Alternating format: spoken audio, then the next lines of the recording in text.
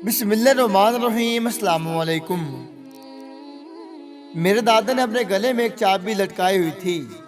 ये चाबी एक काले धागे से बंधी हुई थी। मेरा दादा जहाँ भी कोई अलमारी या संदूक देखता, ये चाबी उसमें डाल देता। मगर ये चाबी बहुत पुराने जमाने की थी, इसलिए इस चाबी से कोई ताला भी नहीं खुलता था। मेरा दादा 90 साल का था और अब बिल्कुल पागल हो चुका था। उसकी ये हरकतें देखकर मेरे भाई ने उसे घर से निकाल दिया।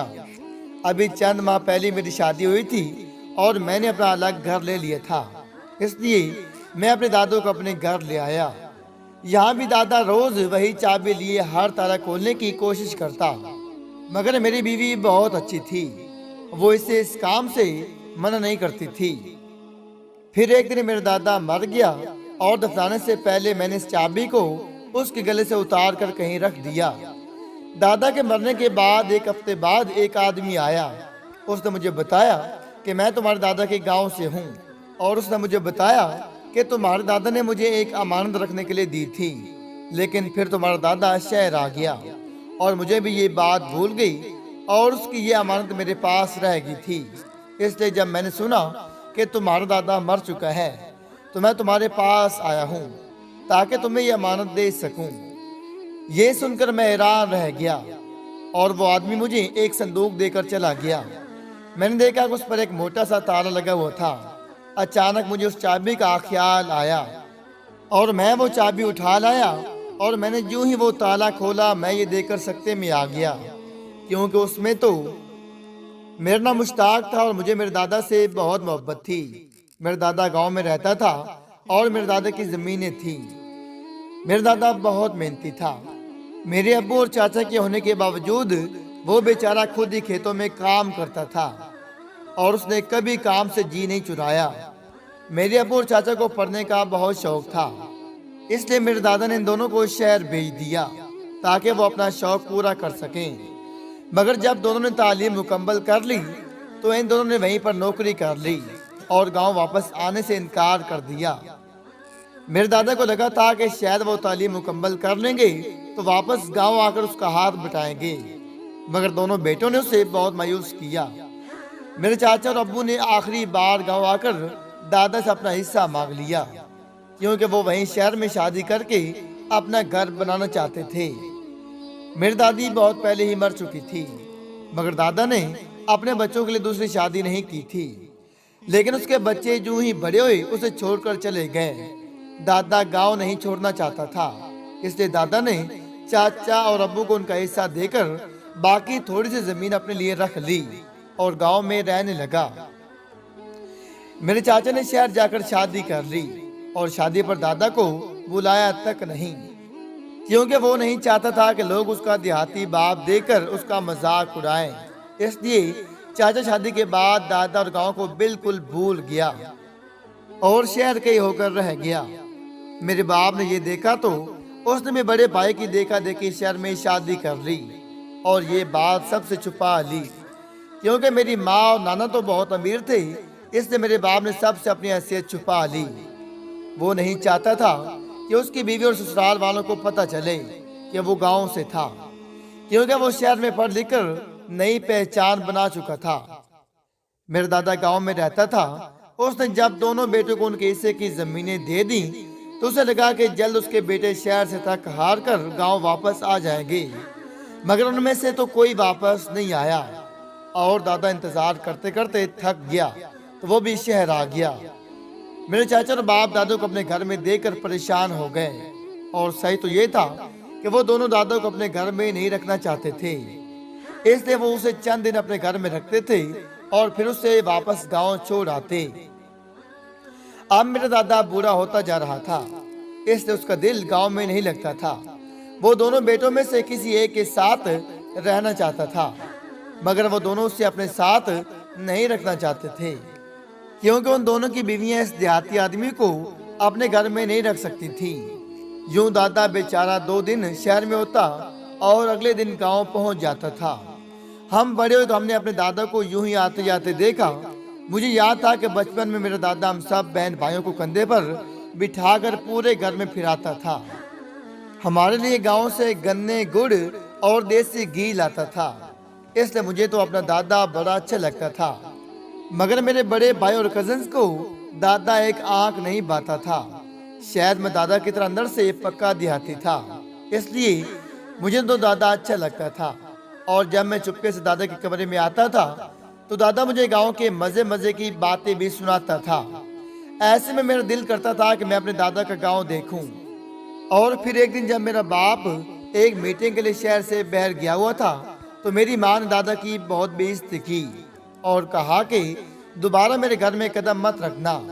तो ये सुनकर दादा घर छोड़कर चला गया और ये देखकर मैं भी उसके पीछे पीछे चलने लगा। दादा जब गांव जाने वाली बस पर सवार हुआ तो मैंने दादो को आवाज दी और दादा मुझे यहाँ देखकर हैरान रह गया। उसने कहा कि चल मैं तुम्हें घर छोड़ाता हूँ। तो मैंने गुस्से से कहा, जहाँ मेरे दादा की जगह नहीं थी मैं भी वहाँ नहीं रहूंगा। और ये सुनकर दादा हंसने लगा और यूं मैं गांव आ गया। अपने दादा के गांव जिसकी बातें वो मुझे शहर में सुनाता था और आज मैं गांव को अपनी आंखों से देख रहा था।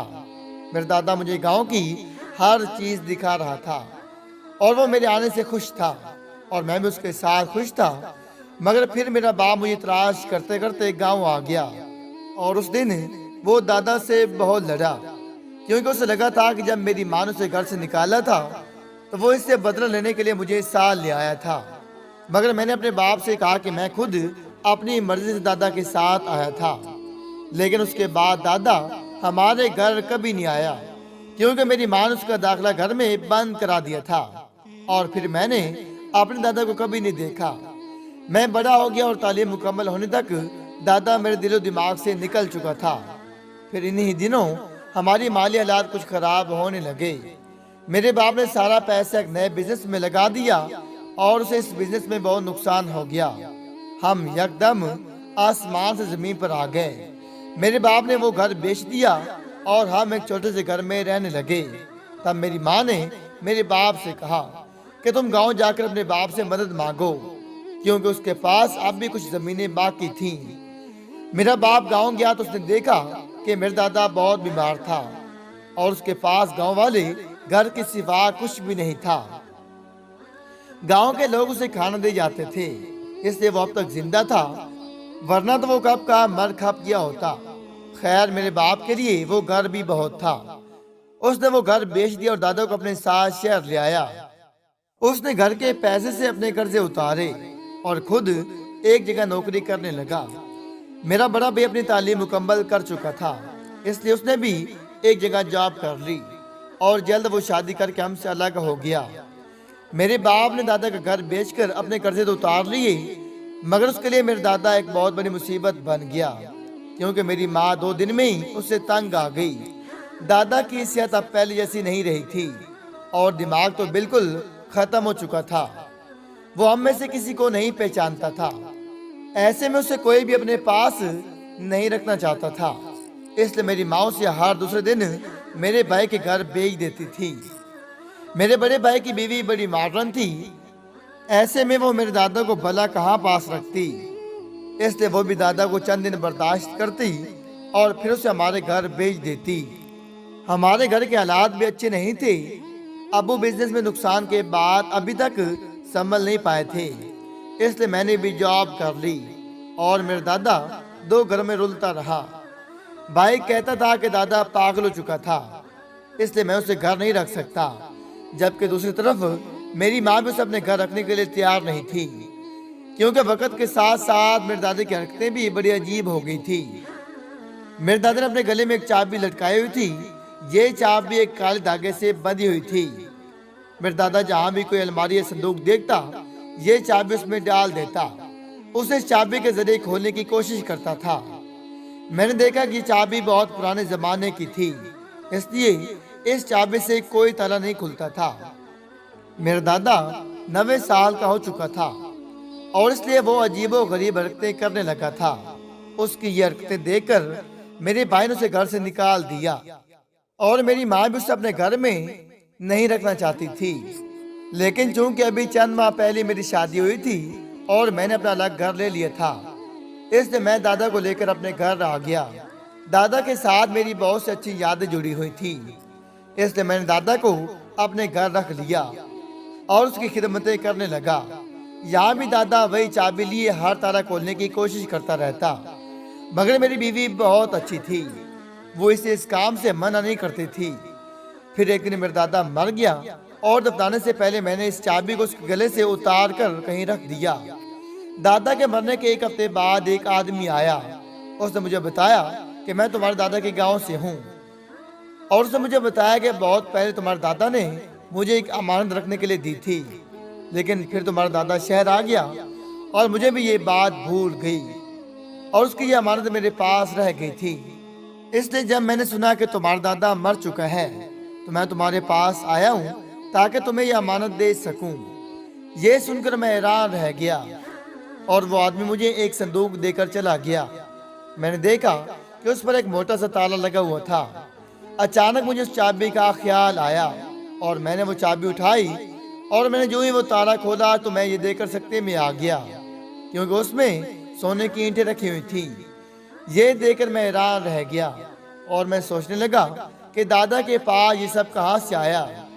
तब मुझे याद आया कि यकीनन ये सब दादा ने अपने हिस्से की जमीन बेचकर बना लिया होगा, और मैं सोचने लगा कि पता नहीं दादा ये सब किसको देना चाहता था, क्योंकि बेटे को तो उसने अपना अपना हिस्सा उसी वक्त दे दिया था। मगर चूंकि दादा आखिरी उम्र में अपना ज़हनी तवाज़ुन खो चुका था, इसलिए वो इस सोने को भूल चुका था। मगर संदूक की चाबी उसने अपने गले में डाल दी। मैंने सोचा कि अगर मैं अब्बू या भाई को इस सोने के मुतालिक बता दूं तो शायद वो इससे अपने लिए कुछ बना ले, लेकिन मैं जानता था कि उन्होंने आखिरी उम्र में दादा की खिदमत नहीं की थी, इसलिए उनका इस सोने पर बिल्कुल भी हक नहीं था। इसलिए मैंने कुछ सोना अपने पास रख लिया और बाकी से दादा के नाम से उसी गांव में एक मस्जिद बना ली, ताकि मेरे दादा की आखिरत संवर जाए और उसकी मेहनत की कमाई किसी अच्छे काम के लिए इस्तेमाल हो जाए।